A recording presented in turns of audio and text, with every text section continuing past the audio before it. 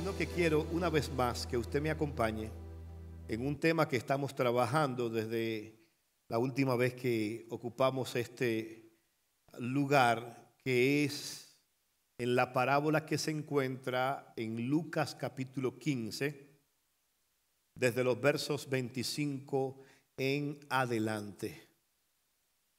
Como recordarán, nuestro último sermón tuvo como tema perdido en casa. ¿Lo recuerdan? Amén. El drama del hijo mayor. Y precisamente en ese sermón hablábamos acerca de este hijo mayor. Bueno, pues una vez más yo quiero que volvamos a ver a este hijo mayor de esta parábola, pero en esta oportunidad quiero profundizar un poco más en lo que tiene que ver con cuidado con la raíz, cuando la gracia de Dios nos incomoda. ¿Escuchó el tema? Cuando la gracia de Dios nos incomoda.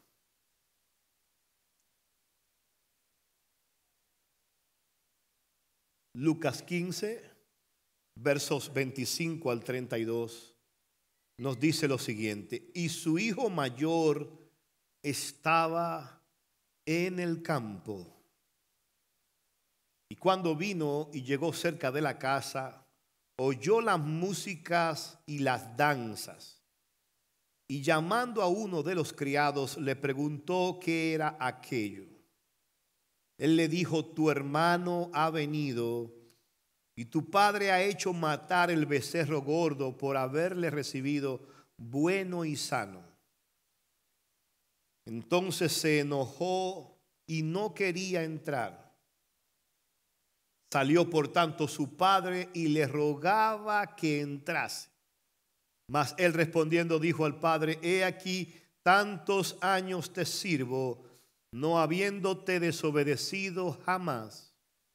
Y nunca me has dado ni un cabrito para gozarme con mis amigos.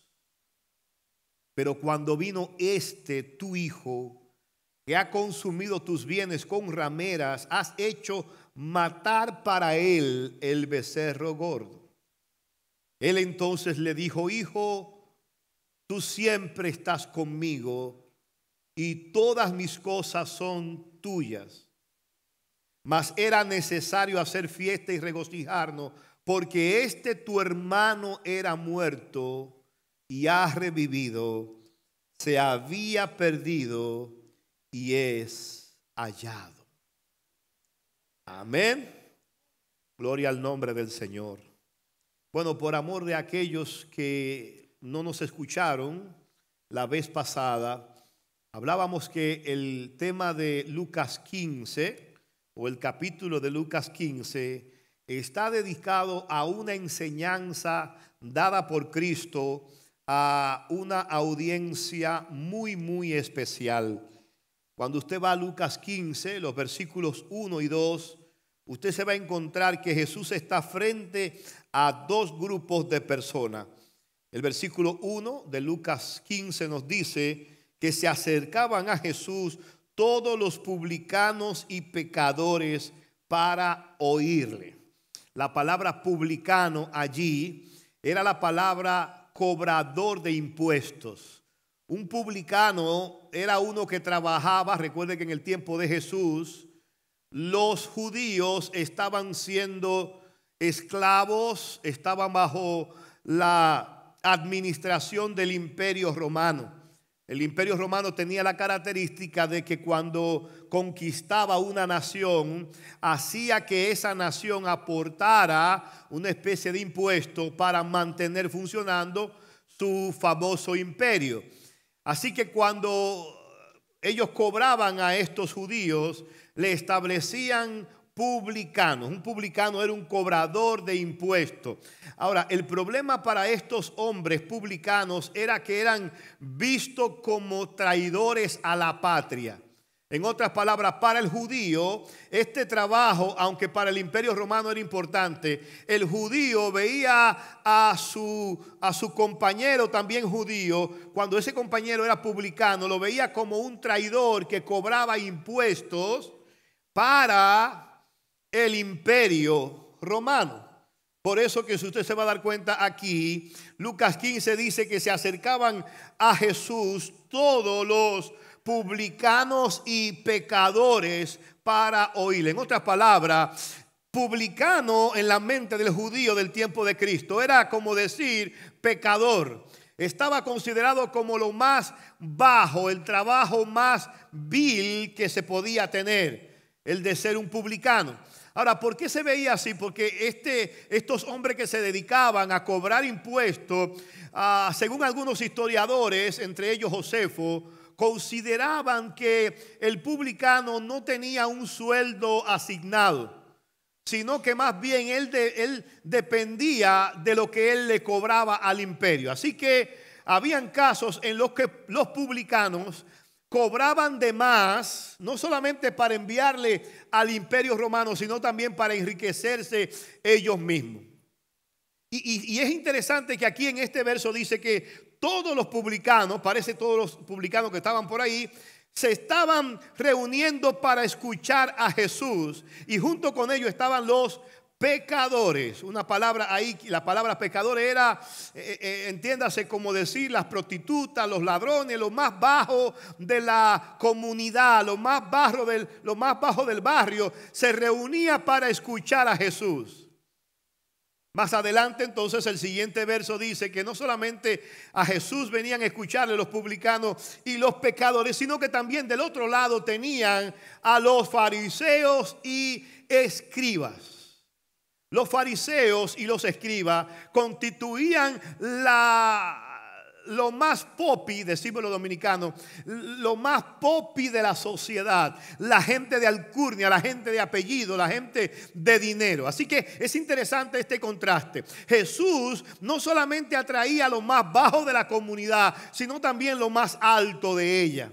Y ambos están ahí, ambos grupos están juntos. Ahora me parece interesante que en esta historia Lucas no nos dice ¿qué estaban haciendo los publicanos y pecadores? Lo único que nos dice es que se acercaban para escuchar a Jesús. Pero Lucas sí nos dice qué estaban haciendo los fariseos y escribas. Los fariseos en ese momento era como quien dice la crema innata de la religión judía. Era lo que aspiraba cualquier padre a tener en sus hijos. Lo mejor que se podía decir de usted en el tiempo de Jesús era que usted era un fariseo de corazón. Al día de hoy es ofensivo decirle a alguien, hey, Dios te bendiga, fariseo.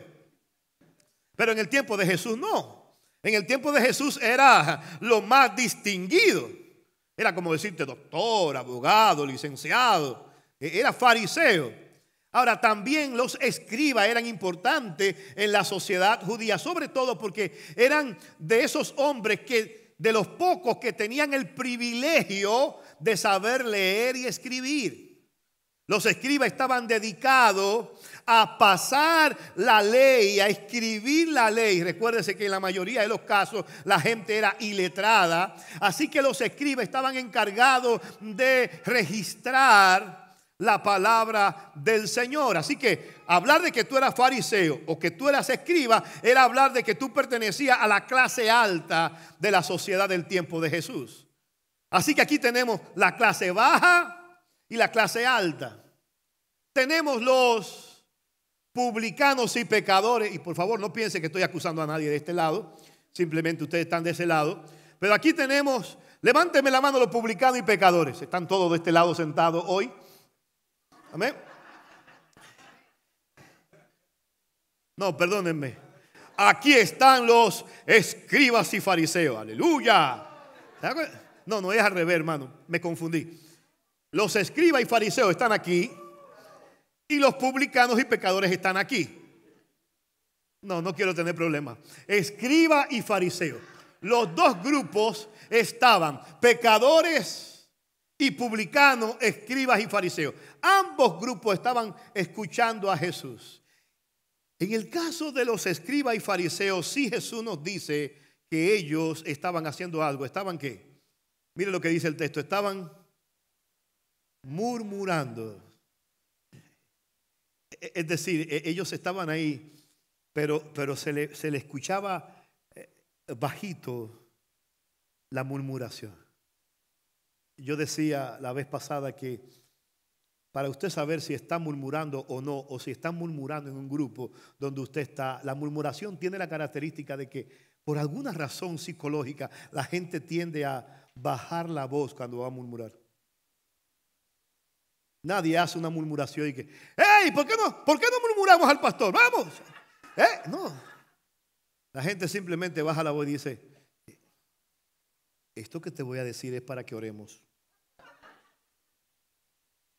Yo simplemente te estoy diciendo para que te cuide. Pero, ¡ay! No te lleves. Bueno, así estaban estos hombres. ¿Cuál era el centro de la murmuración? El centro de la murmuración era la actitud de Jesús frente a los publicanos y pecadores. Dice que ellos murmuraban y decían, refiriéndose a Jesús, a los pecadores recibe. Quizás eso lo dijo uno, pero el otro respondió, lo grande es que no solamente lo recibe, yo lo vi comiendo con ellos. ¿Cómo va a ser? Comiendo con rameras, comiendo con ladrones. ¿Qué tú crees? ¿Qué se puede esperar de alguien que coma? Ay, mira el grupo. Así estaban estos fariseos escribas. Es entonces por eso que el verso 3 de Lucas 15, y por favor piensen en esto, y por eso estoy ambientando esto para que usted entienda de qué se trata. En el verso 3 vemos que entonces nos dice que entonces Jesús por esta murmuración les refirió esta parábola. Y todo lo que va después de ahí, todo es una parábola. En otras palabras, no es una historia real. Es una historia tomada por Jesús de la imaginación para una enseñanza espiritual. Jesús acostumbraba a hablar por parábolas.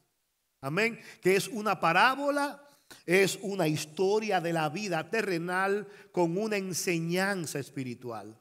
Y por eso, mire lo que dice, le refirió esta parábola. En otras palabras, es una sola parábola. Es como si fuese una película con 3 escenas principales.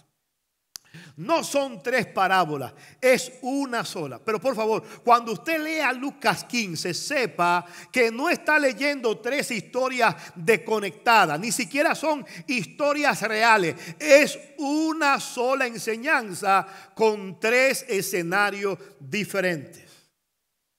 ¿Y cómo conectamos eso? Bueno, note, Lucas 15 habla de 3 escenas. La primera escena es una oveja que se pierde y la va a buscar un pastor. La segunda escena es una dracma que se pierde y hay una mujer que limpia la casa y barre para que la moneda sea encontrada. En la tercera escena aparece un hijo que le pide todos los bienes al padre y se va a desperdiciarlo. Y note esto, a la oveja la salieron a buscar. A la dracma la mujer barre la casa y la busca. Pero en el caso del hijo, nadie lo fue a buscar. Él tuvo que venir él solo. Amén. Pero note, son 3 escenas con una sola enseñanza. En otras palabras, en las 3 algo se pierde. Se pierde una oveja, se pierde una dracma o se pierde un hijo. Amén. Algo hay que encontrar. Hay que encontrar la oveja, hay que encontrar la dracma y hay que encontrar a los hijos. Pero en las 3, una vez son encontrados, la otra conexión que hay es que hay fiesta. El pastor, cuando encontró la oveja, llamó a sus amigos para que se alegren con él. La mujer, cuando encontró la dracma, reunió a sus amigas e hizo una fiesta. El padre, cuando recibe de vuelta al hijo, hace una fiesta. ¿Qué es lo que te está diciendo? Lo que te está diciendo es que cuando un pecador, no importa que sea una oveja, no importa que sea una dracma, o no importa que sea un hijo rebelde, cuando ese pecador se encuentra de nuevo conectado con la casa del Padre, es hora de hacer fiesta. Es hora de alegrarse. Es hora de glorificar a Dios. Cada servicio que nosotros realizamos, cada culto, sobre todo si hay salvación en medio de ello, debería ser una fiesta. Cada reunión de nosotros debería ser una fiesta. Cada persona que vuelve su rostro a Dios, que se arrepiente de sus pecados, que trata de cambiar su vida y vivir de acuerdo a Dios, debería ser motivo de celebración en medio nuestro. ¿Cuántos saben que Dios hace fiesta cuando un pecador se arrepiente? Yo creo que esa fiesta nunca se acaba. Me imagino a los ángeles recogiendo los instrumentos y de repente le dicen: hey muchachos, sigan cantando, porque hay 20 que se convirtieron ahora mismo en una campaña. Y hay fiesta de nuevo. Ahora, lo cierto es, mis amados hermanos, que aunque esta enseñanza, esta parábola, estas escenas que nos muestran a Cristo en esto, lo cierto es que lamentablemente en la realidad no siempre nos gozamos con lo que Dios está haciendo. Y ese es mi tema en la tarde de hoy. Cuando la gracia de Dios nos incomoda. Y por favor, piense en esto. Cuando vemos esta historia, por lo general nosotros pensamos en otros, no pensamos en nosotros mismos. Hermano, a lo largo de los años, ya tengo unos 30 años de ministerio. Me convertí a la edad de 16 años, a la edad de 20 entré al ministerio. Pero como pastor he tenido el privilegio de acompañar a muchas personas en su caminar con Dios. Pero una de las cosas más sutiles, pero más destructiva que he visto en la vida espiritual, personal y congregacional, es los efectos nocivos de la amargura que muchas veces se interponen entre nuestra relación con Dios y nosotros. A veces la amargura no llega como un estallido emocional. Nadie se pone de pie en una reunión y dice: hermano, hoy amanecí amargado. Hoy estoy aburrido. Recuerdo una canción de mi infancia que decía: hoy no estoy para nadie que moleste mis horas, que venga con historia de versos olvidados, ni quiero me interrumpan con falsas alegrías. Hoy prefiero llorar. Amén. Y eso no se proclama muchas veces, pero lo cierto es que en nuestro día a día muchas veces podemos estar siendo contagiados, contaminados con el tema de la amargura. No siempre estamos lejos por irnos. A veces podemos estar perdidos en la casa. Cuando se habla de esta parábola de los hijos pródigos, simplemente a veces se habla solamente del hijo menor. Usted escucha del hijo menor que desperdició los bienes, que se fue, que debió volver, que lo recibieron en casa, que hicieron fiesta. Pero a veces es muy poco lo que escuchamos del hijo mayor. Y yo creo que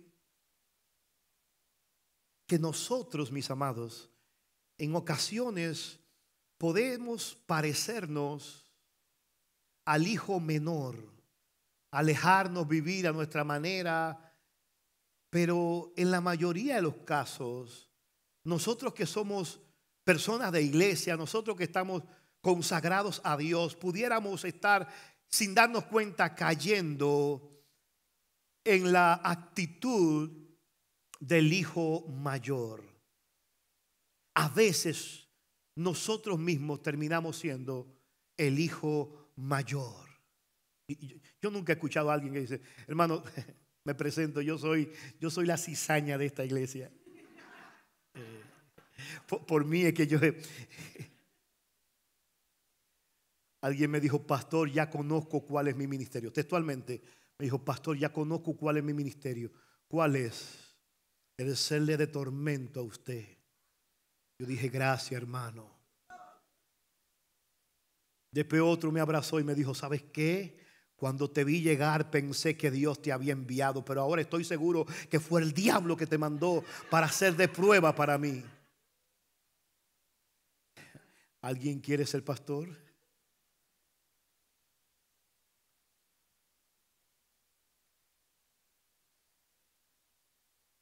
Mientras usted me escucha con esto, piense. Yo no quiero que usted piense en el que no vino, en el que debe escuchar esto. Piense en usted. Yo pienso en mí. ¿Cuántas veces yo no he tenido la misma actitud del hermano mayor? Podemos estar en la casa del Padre, pero no disfrutar lo que hace el Padre. Servimos pero sin gozo. Obedecemos pero con resentimiento. Estamos aguardando, estamos esperando el juicio de Dios para los que fallaron, pero nos incomoda cuando Dios los perdona. Miramos el éxito de otros como injusticia de Dios hacia nosotros. Y en vez de entrar en la fiesta, muchas veces esperamos afuera con los brazos cruzados. Hermano, mientras había una fiesta y todo el mundo se estaba gozando porque el hijo menor había regresado, tenemos a un hermano mayor que está cerca de la casa. Mire lo poderoso que es esto. Este muchacho está en el campo. Verso 25. Su hijo mayor estaba en el campo. ¿Por qué? Porque los hijos mayores son conocidos por lo mucho que trabajan. Cuando usted lo encuentra en el campo. Ellos siempre están trabajando, siempre están afanados. Pero dice, el hijo mayor estaba en el campo y cuando vino llegó cerca de la casa. No llegó a entrar a la casa. Hermano, cuando dejamos que una raíz de amargura se siente en nuestro corazón, cuando tenemos ese tipo de amargura, no podemos concebir cómo es posible que otros puedan disfrutar de las bendiciones del Señor. Y eso muchas veces nos mantiene lejos de la fiesta del Señor. Imagínense el silencio que había del lado de los fariseos y de los escribas, escuchando a Jesús hablando de esto. Porque Jesús le está diciendo a ellos: ustedes son los que debieron entender por qué yo estoy aquí. Sin embargo, estos publicanos y pecadores disfrutan más de mi presencia que lo que disfrutan ustedes. Porque ustedes no están entendiendo que yo vine a buscar y a salvar lo que se había perdido. Ustedes deberían agradecer que ellos vienen a mí y que ellos me disfrutan a mí, cuando ustedes, por su religiosidad, han trabajado en la casa, pero no se gozan con la fiesta que se armó en la casa. Hay una advertencia que yo quiero llamar de nuevo a usted que se encuentra en Deuteronomio 29, 18. Este texto, hermano, me confronta y es un texto para analizar. Deuteronomio 29, 18. El Señor le está hablando al pueblo en el segundo periodo, diríamos, del liderazgo de Moisés. Ya Moisés viejito, ya Moisés le está diciendo al pueblo, o el Señor a través de Moisés le está diciendo al pueblo: no sea que haya entre vosotros varón o mujer, o familia o tribu, cuyo corazón se aparte hoy de Jehová nuestro Dios para ir a servir a los dioses de estas naciones. No sea que haya en medio de vosotros raíz que produzca hiel y ajenjo. En otras palabras, los israelitas al entrar en Canaán tenían que cuidarse de la idolatría, tenían que acabar con los enemigos, pero había un enemigo sutil del que ellos tenían que cuidarse, y era el enemigo de la amargura. Y este texto dice algo interesante, dice: no sea que haya entre vosotros varón o mujer. Hermano, el problema de la amargura es que no solamente se queda con una persona. Mire cómo esto va subiendo de categoría. No sea que entre vosotros haya una persona, sea hombre o mujer, o familia, o tribu. ¿Se da cuenta el ascenso? Cuando yo albergo amargura en mi corazón, eso, mis amados hermanos, se posiciona de tal manera en mi corazón, en tu corazón, que no te permite discernir qué tan bendecido eres en tu vida. El problema del hermano mayor, lo que lo hizo estar lejos de lo que el padre estaba haciendo, es que aunque él trabajaba, aunque él obedecía, había algo que estaba calcomiendo su propia alma, y era la amargura. Tenemos que tener cuidado con la amargura, hermano, porque la amargura no solamente se queda en un hombre o mujer, sino que también es capaz de contaminar toda una familia. Hay familias completas, hermanos, que se envuelven en este ambiente. No pueden hablarse pacíficamente. Todo es como a la defensiva. ¿Qué pasó? ¿Qué pasó? Cuidado. Pueden estar rodeados de bendiciones y desde que se levantan hay un ambiente pesado en el hogar. ¿Por qué? Porque y siempre lo mismo. Hay que reprender eso en el nombre del Señor. Diga conmigo: yo me voy a gozar con mi Dios, me voy a gozar porque mi Dios ha preparado fiesta, y voy a cerrarle la puerta a toda amargura. Le voy a cerrar la puerta, gloria a Dios, a todo lo que quiera contaminar mi casa. No sea que haya entre vosotros varón o mujer, o familia, o tribu, que se aparte. ¿Y cómo me aparto? Dice: no sea que haya en medio de vosotros raíz que produzca. Raíz que produzca hiel y ajenjo. En palabras del escritor de Hebreos capítulo 12, verso 15, se parece mucho a este texto, pero Hebreos capítulo 12, verso 15 dice esto: mirad bien. En otras palabras, ponga atención. Mirad bien, no sea que alguno deje de alcanzar la gracia de Dios.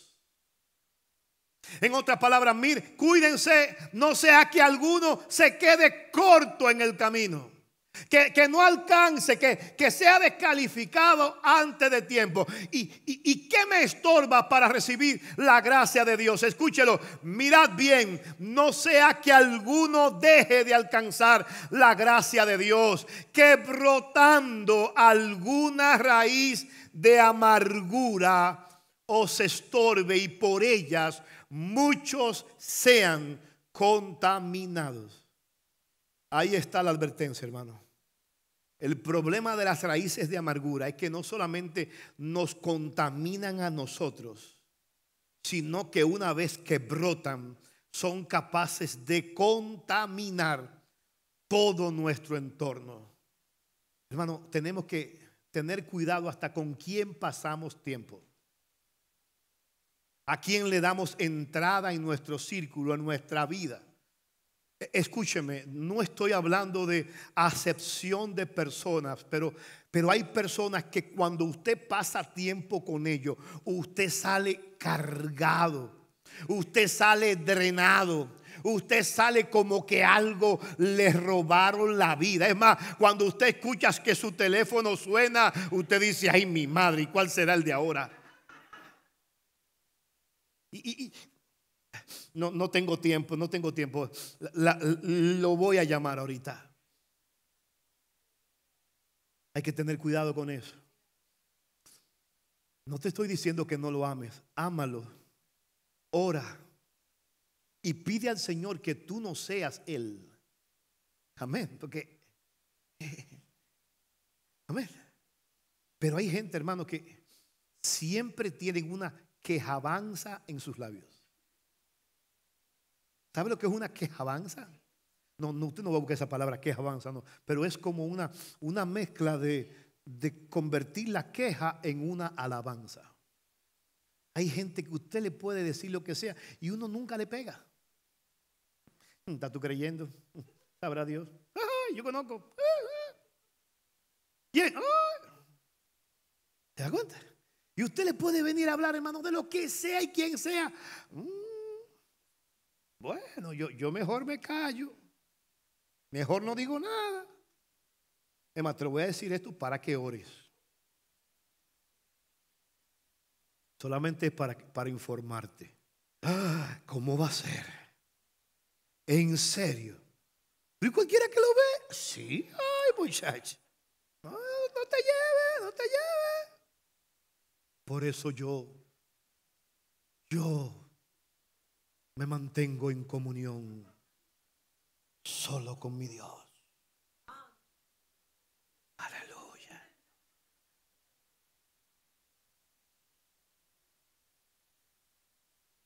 Sin embargo, piensa en esto. Piensa en esto.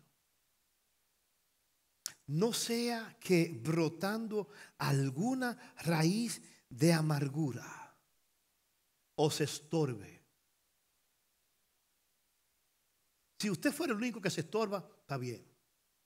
Si el estorbo fuera solamente para mí, Dios tenga misericordia de mí. El problema es que este estorbo va más allá y muchas veces estorba porque a través de esa amargura muchos son contaminados.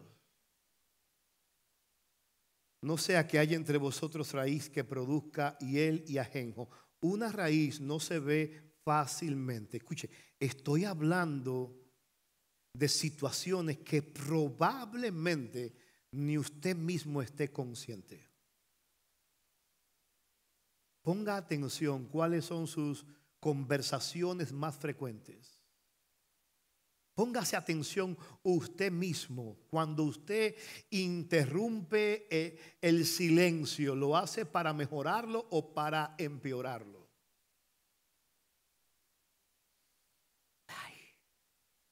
En el nombre de Jesús me voy a desahogar. Atiende ahora.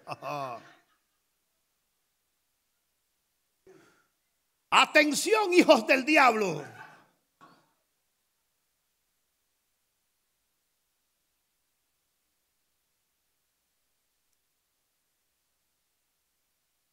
Yo le daba una estrategia en estos días a alguien y le decía, ¿sabe qué? Hay momentos en que a veces cuando quiero hacer una publicación o hacer algo, sobre todo si siento que alguien puede entender que es para esa persona, yo lo escribo y lo dejo ahí.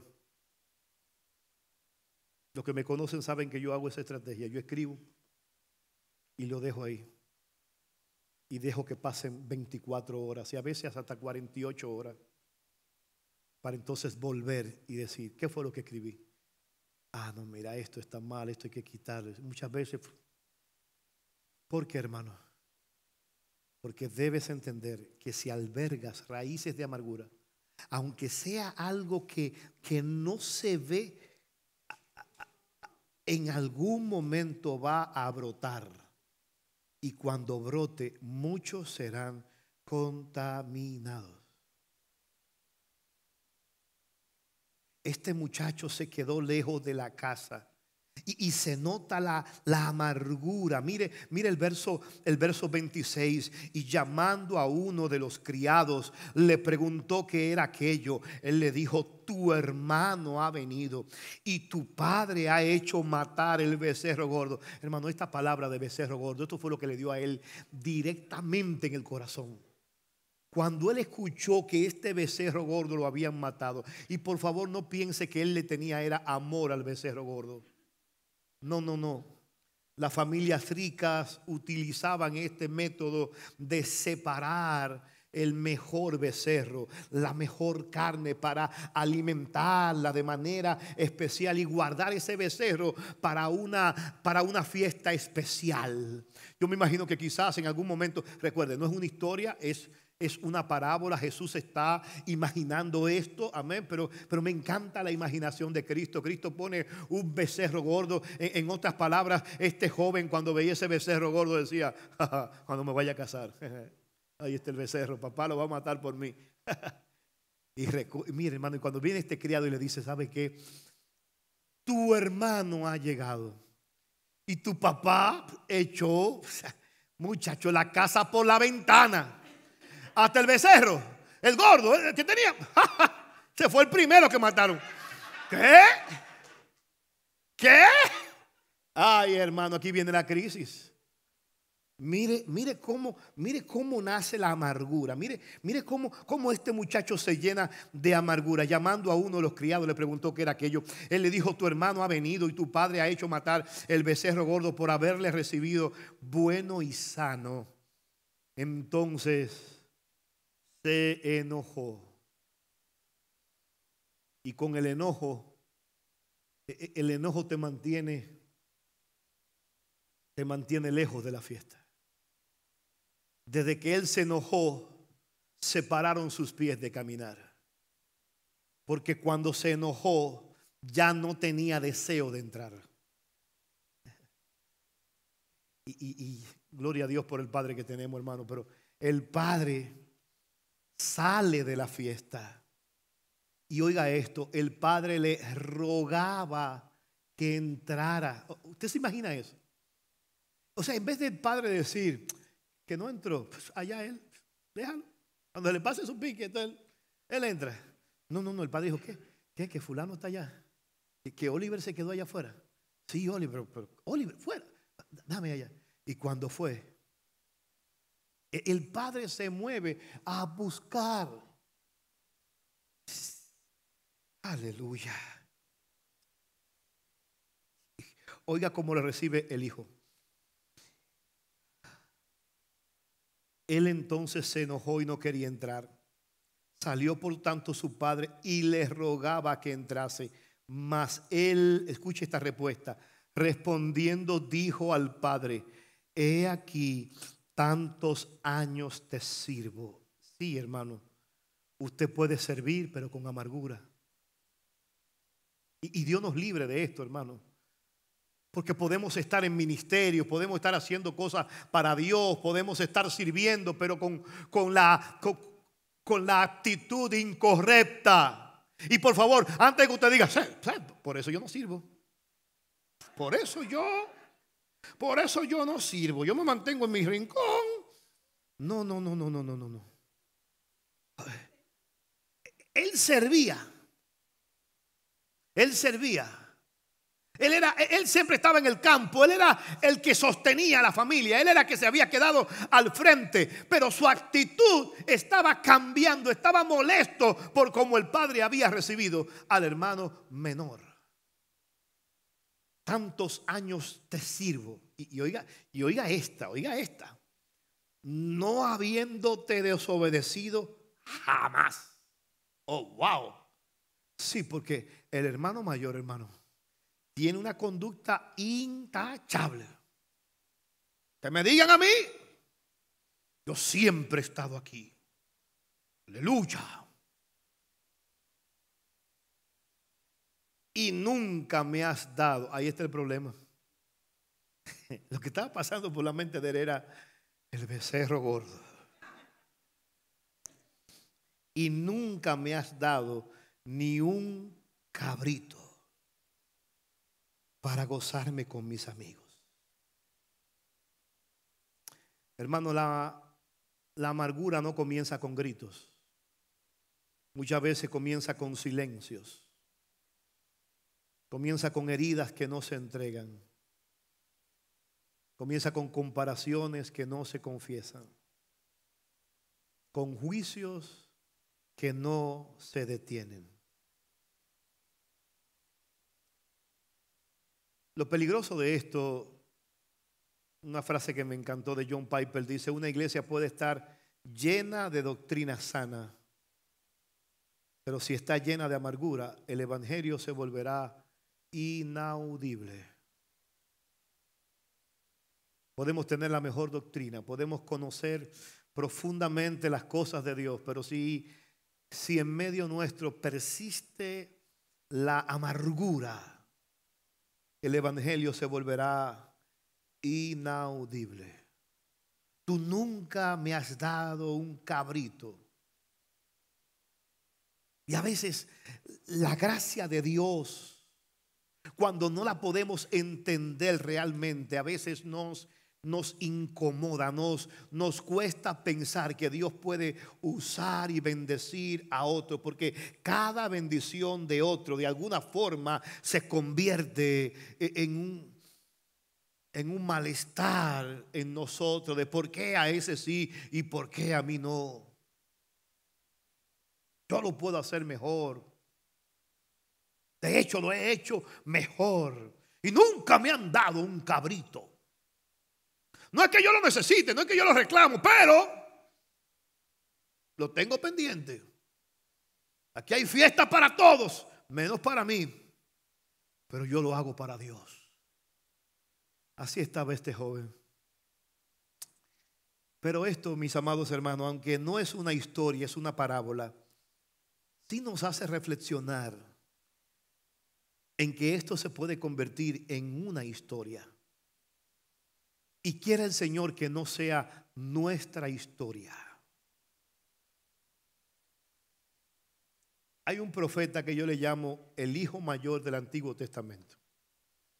El hijo mayor del Antiguo Testamento. Se llama Jonás. ¿Se acuerdan de Jonás? A mí me encanta. Mire, vaya conmigo ahí al capítulo 4 de Jonás. Capítulo 4 de Jonás. Yo sé que hasta los niños se acuerdan de Jonás.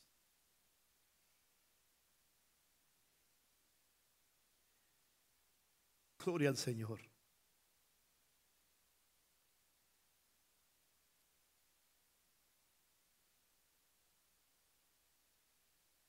¿Está conmigo ahí? Yo quiero leer el capítulo 4, pero quiero hacerlo en la versión Dios habla hoy. Yo sé que siempre acostumbro a usar la Reina Valera, pero quise decirle a Multimedia que si me pueden poner la versión Dios habla hoy. Usted sabe que cuando Jonás fue enviado por Dios a predicar en Nínive, Jonás tomó un barco para Tarsis, se fue, diríamos, al otro extremo. Porque Jonás no quería ir a Nínive. Ya en el capítulo 4, que es el último capítulo, se nos muestra el por qué Jonás no quería ir a Nínive. Para que usted tenga una idea, Jonás era un profeta. Yo digo que si Jonás viviera en este tiempo, pudiéramos decir que Jonás es un profeta bipolar. Jonás era bipolar porque él en un momento estaba contento y después estaba pero enojado, pero en serio, hermano. Enojado. Así que cuando Dios le dice, ve a Nínive y pregona contra aquella ciudad que la voy a destruir, Jonás llega y usted sabe todo lo que sucedió. Pero en el capítulo 4, Jonás, mire cómo lo dice la Dios habla hoy.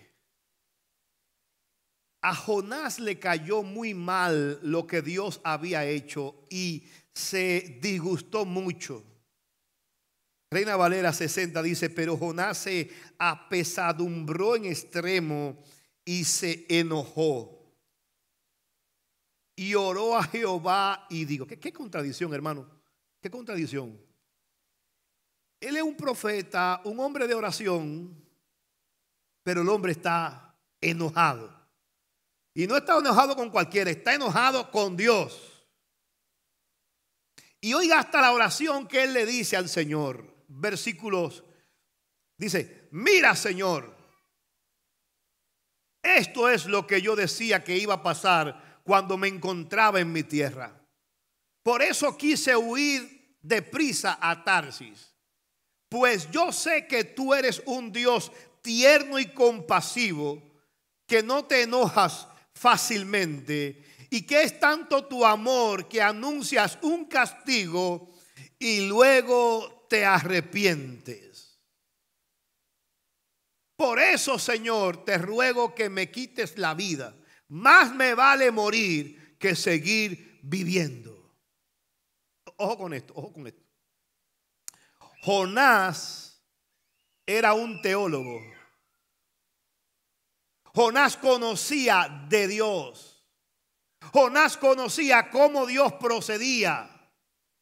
Pero Jonás acusa a Dios de ser un Dios de misericordia, tierno y compasivo, y que al final termina perdonando el juicio. Y es increíble. Esto era lo que tenía a Jonás molesto. Ahora piense en esto. Piense en un profeta que se molesta cuando Dios se arrepiente de hacer el mal a una persona. ¿Verdad que es contradictorio? Amén. Pero muchas veces, hermanos, vemos creyentes que hay como una contradicción. Por un lado, Dios lo ha bendecido, están rodeados de bendición, pero por el otro lado parecería que su vida refleja una constante amargura, decimos en mi país, una cara de machete. Un domingo te saludan: varón, Dios te bendiga, Dios te guarde. Wow, estuve orando por ti en esta semana. Pero el próximo domingo, y usted dice: vamos a chequear el clima para ver cómo están las cosas. No, hermano.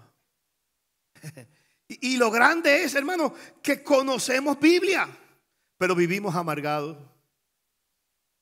Conocemos a Dios, profesamos a Dios, pero no soportamos a nuestro hermano. ¿Por qué? Porque él es hijo de Dios, pero no es mi hermano. Cuando vino tu hijo, o sea, ese tu hijo, entonces él es hijo mío, pero no es hermano tuyo. Le dice Jonás al Señor: por eso yo no quería ir. Porque yo sé que tú eres un Dios compasivo,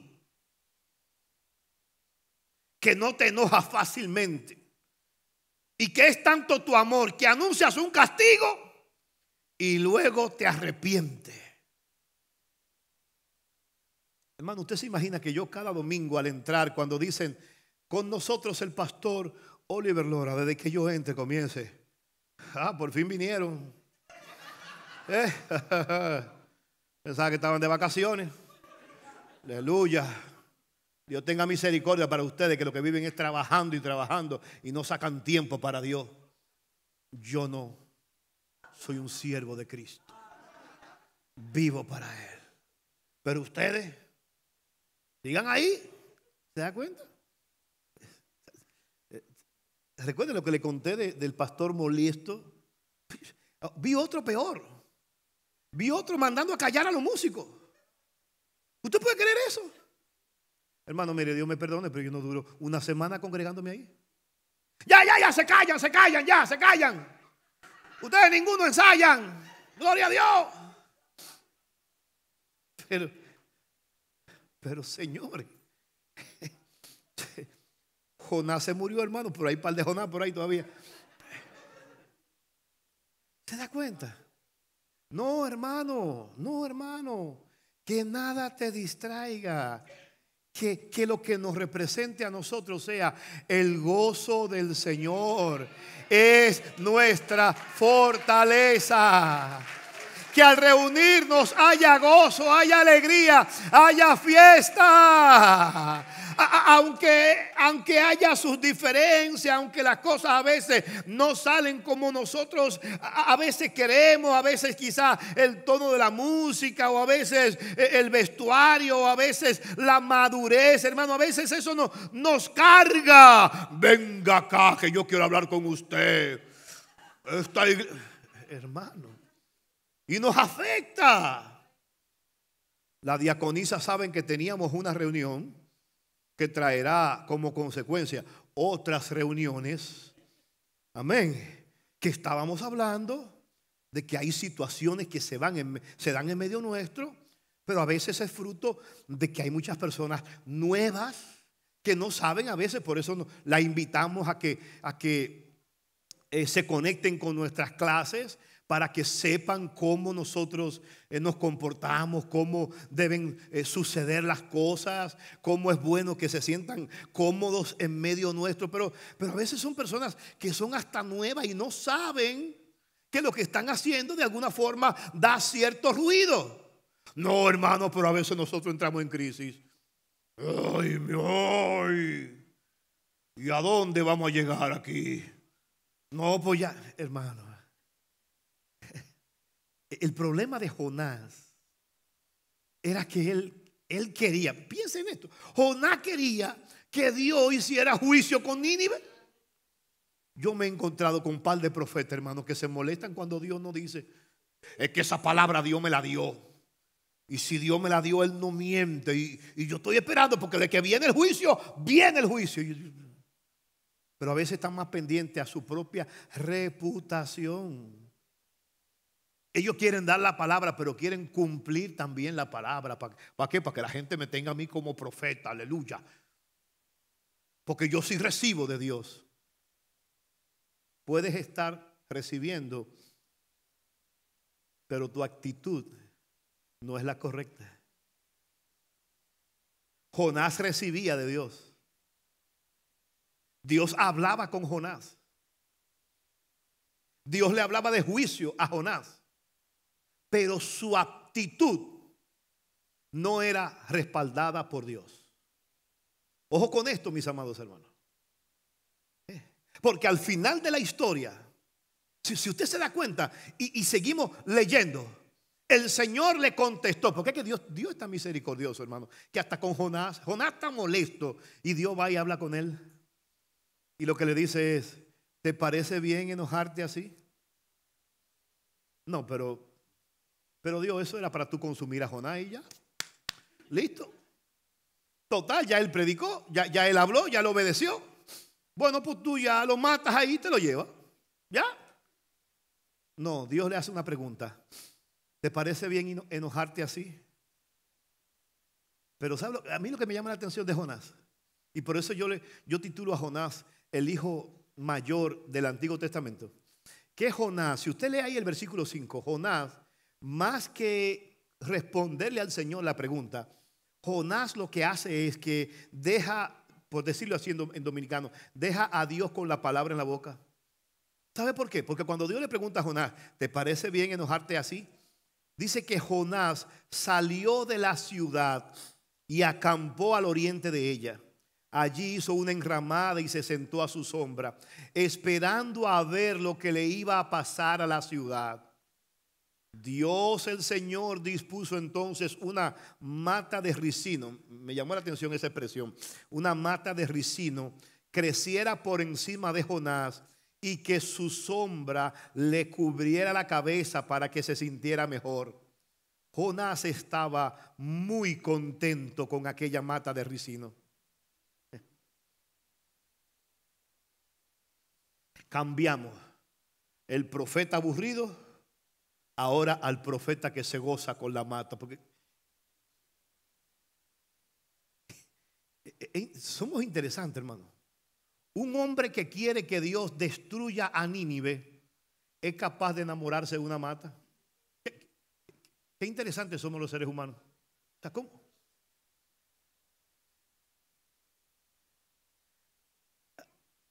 Hay personas que son capaces de amar más la naturaleza que a los hombres que también son parte de la naturaleza de Dios. Jonás está peleando con Dios, pero cuando ve esa mata de racimo, mire que sube, sí. Dice, esta sí, mi mata. Y era algo milagroso porque el árbol subió en un solo día.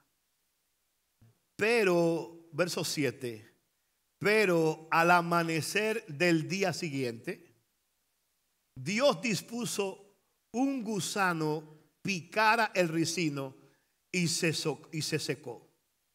Cuando el sol salió, Dios dispuso que soplara un viento caliente del este, y como el sol le daba a Jonás directamente en la cabeza, él sintió que desmayaba y quería morirse. Y aquí sale de nuevo el Jonás.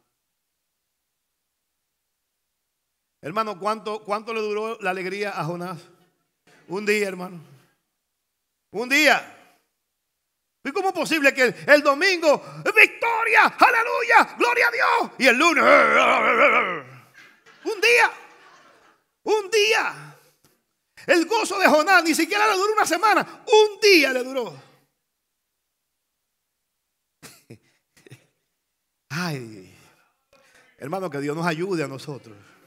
No piense que Jonás no vino al culto. Jonás hoy vino al culto, vino al segundo. Es más, probablemente Jonás le está predicando. Amén. O sea que aquí estamos todos. Porque es muy bueno decir, ay, pero ¿qué Jonás es ese? ¿Qué Jonás? Ahí debería decir otro nombre. Pero al amanecer del día siguiente, Dios dispuso un gusano picara el ricino y este se secó. Escúcheme, mire. El gusano fue obediente. La planta fue obediente. El viento caliente que Dios mandó fue obediente. Ninguno le reclamó a Dios. Pero el profeta no. El profeta, cuando vio que el sol le daba a Jonás directamente en la cabeza, se sintió que se desmayaba y quería morirse. Más me vale morir que seguir viviendo, decía. Yo decía esta mañana que esto me acuerda a un joven cuando hacíamos silicio en la congregación. Silicio, y vaya a la promoción, nuestros jóvenes tienen un lockdown. ¿Así es, Génesis? Ok, un joven, atención, padre que me están escuchando, hay una reunión con nuestros jóvenes, pero nuestros jóvenes quieren celebrar un lockdown. Eso se escucha bien bonito, pero en República Dominicana a eso le llamábamos silicio. ¿Qué es un silicio? Nuestros jóvenes deciden pasar una noche en la iglesia. Se ora, se lee la palabra, se da un mensaje, cada quien ora y amanecen en la iglesia. No juntos, para que no se asusten, no amanecen juntos, sino jóvenes, niñas y niños. En el caso de nosotros también lo hacíamos en nuestro país, pero le llamábamos silicio. ¿Qué era silicio? Amanecer en la iglesia. Amén. Hacíamos un devocional y después cada quien se iba. Me recordó esta escritura a un amigo que por cierto es pastor al día de hoy. Espero un día tenerlo por aquí. Pero cuando él se convirtió, ha sido siempre ahora es un hombre de oración, pero en ese tiempo era un muchacho de oración. Pero mire, ferviente en la oración. Tan ferviente que a veces no nos dejaba dormir. Y cuando todos nos despedíamos, entonces él se enamoró de una joven en la iglesia. Al día de hoy es su esposa. Un matrimonio precioso. Pero en ese tiempo la madre de la joven no lo quería a él para su hija. No lo quería. Hermano, y toda la noche que nos reuníamos, la oración de este joven, pero no una oración murmurada, no. Él gritaba a gran voz, ¡mátame, Jehová! Si ella no es mía, mátame. Cuando usted escuche esa expresión a las 12 de la noche, a la 1, amén. Y los demás muchachos decían, aleluya, aleluya. Vivimos esa crisis. No digo su nombre por ética, no vaya a hacer cosas que esté viendo mi video, pero es un pastor al día de hoy. Pero él voceaba la noche entera: Jehová, mátame. Si no es ella, no quiero la vida. Pero yo en el altar le decía: Señor, no le haga caso.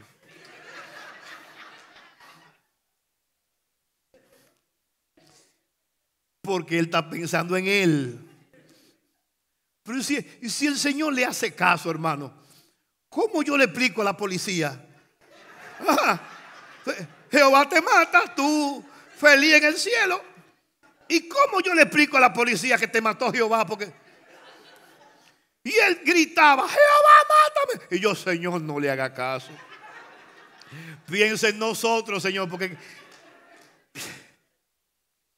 yo creo que algo así es que hace el Espíritu Santo cuando dice que Él intercede con gemidos indecibles. A veces le estamos pidiendo cosas a Dios que si Dios no hiciera caso a nosotros, hermano. Amén.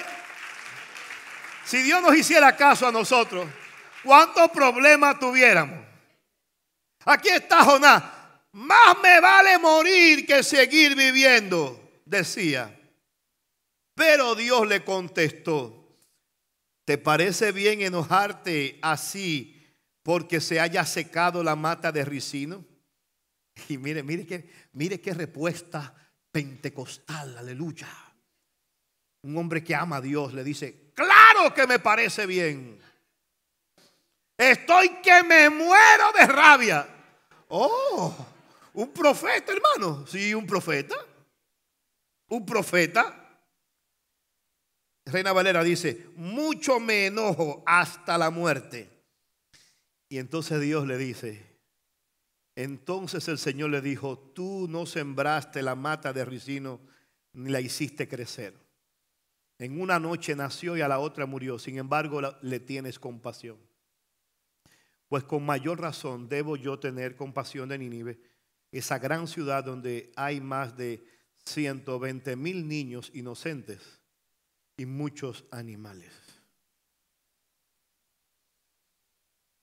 Ese verso 11 en Reina Valera dice esto: y no tendré yo piedad de Nínive, aquella gran ciudad donde hay más de 120,000 personas que no saben discernir entre su mano derecha y su mano izquierda.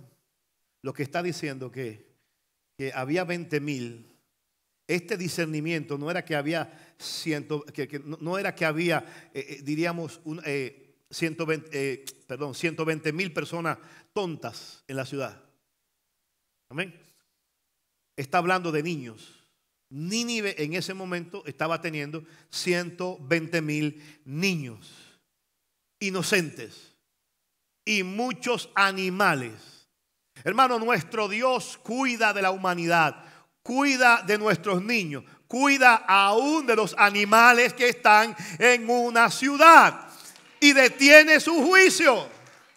A pesar de nuestro prejuicio, de nuestro enojo, a pesar, mis amados, a pesar de nuestro enojo, gracias a Dios que Dios no nos juzga por lo que nosotros decimos, sino por lo que Él es para con nosotros. Cuando la gracia de Dios te incomoda, es señal de que tu orgullo ha echado raíces. Quiero ir terminando ya, mis amados, pero ¿sabe qué es lo triste de esta historia? De esta historia y de la parábola. ¿Sabe qué es lo triste? Y por favor no se pierda esto. Lo triste de esta historia de Jonás y lo triste de la parábola del hijo mayor es que al final de la historia usted no sabe a dónde terminaron ellos. Este versículo que acabo de leer, el versículo 11, si usted va al libro de Jonás, capítulo 4, verso 11, usted se va a dar cuenta que es el último versículo. Y después de ahí no sabemos si Jonás se arrepintió, si al final se salvó, si al final terminó reconciliándose con Dios y entendiendo la misericordia, la gracia, el favor de Dios. Al final, a partir de ahí no tenemos más detalles de Jonás. Claro, Cristo habla de Jonás en el Nuevo Testamento, hablando de que como el pez, como Jonás tuvo 3 días en el vientre del pez, y asumimos que entonces Dios tuvo misericordia de Jonás, pero no lo sabemos. El libro no nos dice cómo terminó Jonás, como tampoco la parábola nos dice si al final el hijo mayor terminó entrando a la fiesta y compartiendo con su hermano. Tanto esta parábola como la historia de Jonás se quedan en un punto suspensivo. No terminan con detalles claros de qué fue con las vidas de estos profetas o hijos amargados. Y esa debe ser una advertencia para nosotros. ¿Cómo vamos a terminar nuestra carrera? ¿Cómo vamos a terminar nuestras vidas? ¿Cómo vamos a terminar? ¿Cómo vamos a seguir trabajando para las cosas de Dios? Una vez más, yo quiero terminar con una imagen. Multimedia, si me ayudas, por favor. Una imagen de una obra que me llamó la atención. En primer lugar, esta imagen ocurrió o salió a la luz en el 2007 en la ciudad de Guadalajara, México. Esto es una obra de arte del artista mexicano Jorge Méndez Blake. Él combina los elementos de literatura y arquitectura. Él lo que hizo fue que tomó una gran cantidad de ladrillos y hizo una pared. Pero en el medio de la pared, si usted se fija, él colocó un libro. Algunos han titulado a esta obra de arte que se ha presentado en diferentes museos del mundo. Algunos han titulado a esta obra, le han titulado El poder de un libro.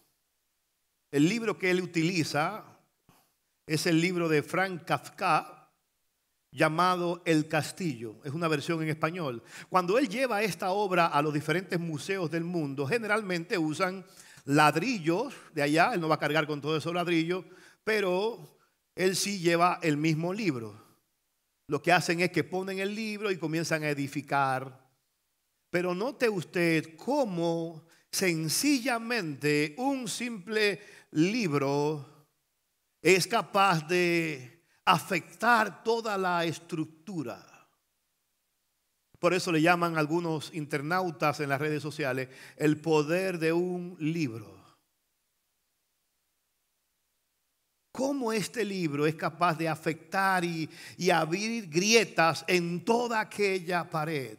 Por grande que sea la pared, si hay una pequeña cosa que no encaja, esa pequeña cosa que no encaja en toda la pared, terminará afectando toda la estructura. No es cualquier cosa, cualquier amargura. Cuando albergas odio, cuando albergas resentimiento, cuando tienes un libro de cosas que te han hecho y lo tienes guardado ahí con fecha y lo tienes guardado con colores ahí, y no te preocupes, aquí está, no te estás dando cuenta, pero ese pequeño libro está afectando toda la estructura de tu vida. Al final el hijo mayor quedó lejos de la fiesta. Al final Jonás terminó molesto con Dios y no tenemos detalles de ello. Y todo comenzó por no saber manejar el tema de la amargura. Cada vez que te levantas molesto, cada vez que te niegas a perdonar, y por favor, piensa en esto, por favor. A veces decimos, sí, pero que fue demasiado mal que me hicieron. Si usted conociera mi historia, pastor, lo que me hicieron a mí es que mi apellido, es que yo me conozco, es que yo soy así. Lo que tú no estás entendiendo, mis amados hermanos, que no es el otro que está siendo dañado, es tu propia estructura. Es que todo lo que tú has edificado, todo lo que tú has levantado, todo eso puede caer por un simple libro.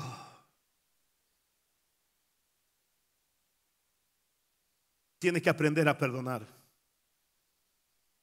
No porque el otro lo merezca, es porque tú necesitas ser sanado.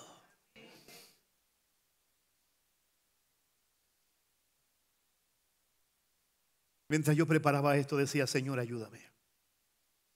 Ayúdame, porque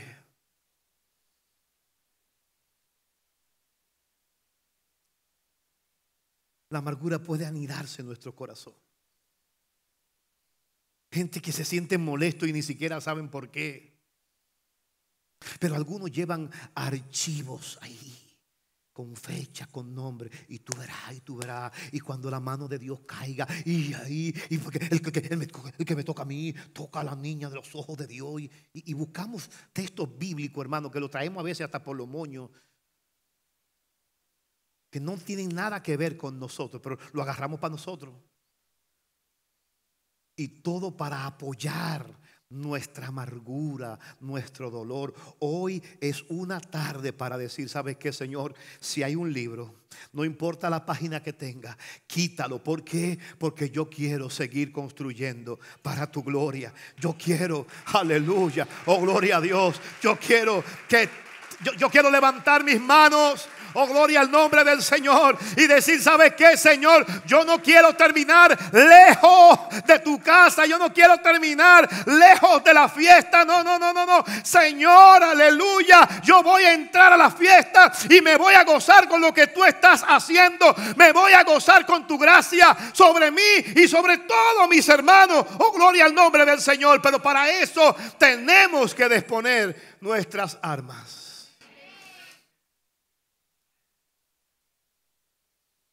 El hijo mayor estaba en la casa, pero no estaba de acuerdo con el corazón del padre. Jonás predicó con poder, pero se amargó con el resultado. Una raíz no tratada se convierte en un árbol que da frutos venenosos. No te pierdas la fiesta.